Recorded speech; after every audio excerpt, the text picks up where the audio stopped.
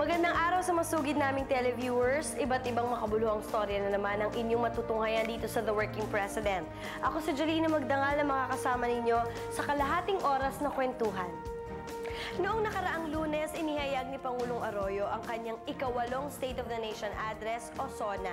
Isa sa naging highlights nito ang pagbibigay ng karagdagang pondo ng pamahalaan para sa mga bagyong mararanasan ng bansa. Kung matatandaan natin, marami sa ating mga kababayan ang nasalanta ng bagyong Frank. Kaugnay nito, tumulak papuntang Samar at Masbate si Pangulong Arroyo last July upang pangunahan ang ilang mahalagang pagpupulong na may kinalaman dito. Samahan niyo akong alamin ang buong kaganapan sa atin ito.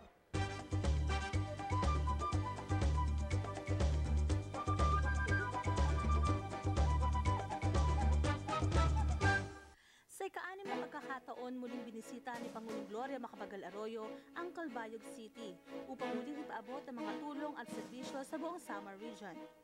Sa Calbayog City Airport, sinalubong ni Pangulong Arroyo kasama ang mga lokal na opisyal ng Samar at Philippine Airlines ang mga dumating na pasaherong lulan ng inaugural flight ng PAL Express.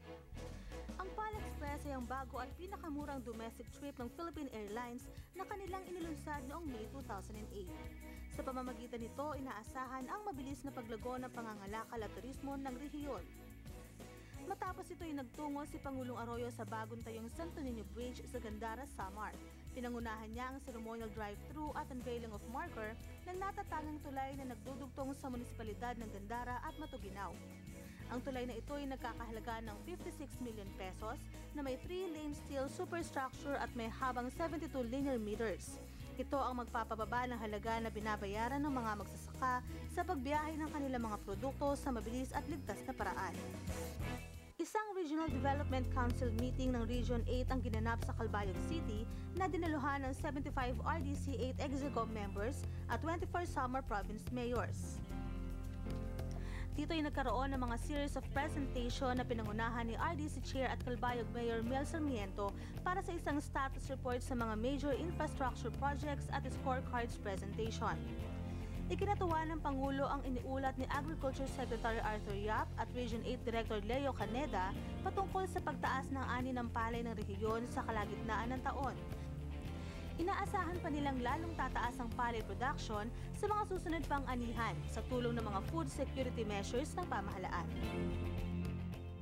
Napakarami na ng presidente ng Pilipinas na dumaan sa atin. Pero ngayon lang kami nakakita ng isang presidente na palaging nasa countryside. Tinitingnan yung sitwasyon, nakikinig sa mga leaders. At sa Regional Development Council meeting natin, nagkaroon tayo uli ng oportunidad na maipresenta yung regional roadmap. Mula sa Calbayog, pinuntahan ni Pangulong Arroyo ang lalawigan ng Masbate, partikular sa munisipalidad ng Placer.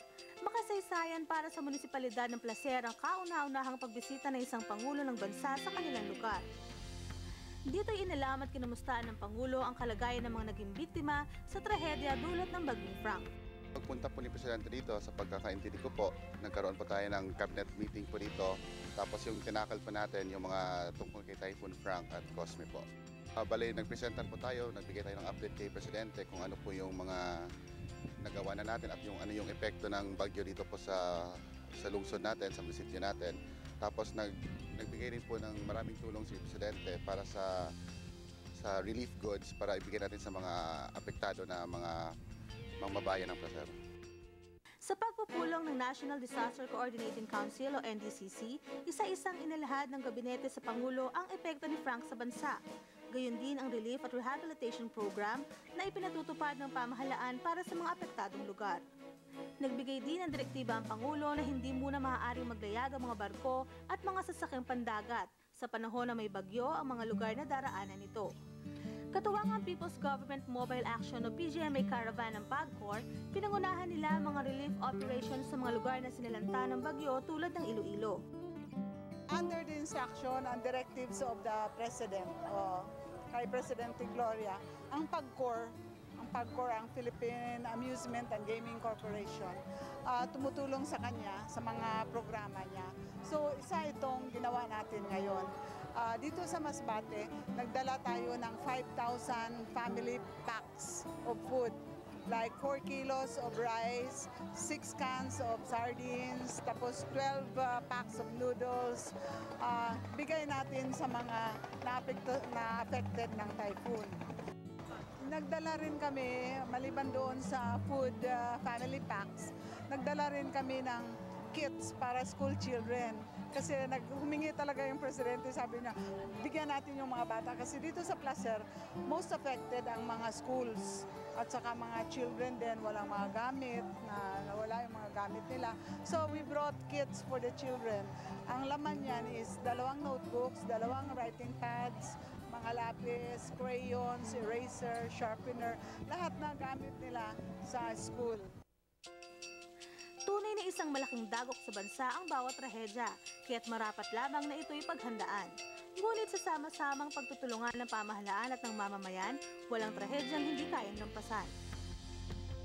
Sa ulat ng pag-asa, 14 pang bagyo ang baka dumaan sa Pilipinas hanggang katapusan ng taon. Our disaster management consists of 4 phases: mitigation, preparation, response, and rehabilitation. Sa ating paghahanda at pagsasaklolo sa panahon ng bagyo, pati na rin sa araw-araw nating pag-aayuda sa mga pamilyang nahihirapan sa pagmahal ng bilihin, kailangan ang todong tutok sa trabaho ang taong bayan. Walang panahon para sa pamumulitika at lagi magkapit-bisig sa lahat ng handang tumutulong sa nagigipit at nahihirapan. Ganitong pagtutulungan ng mga lider ng bansa ang kailangan sa panahong ito.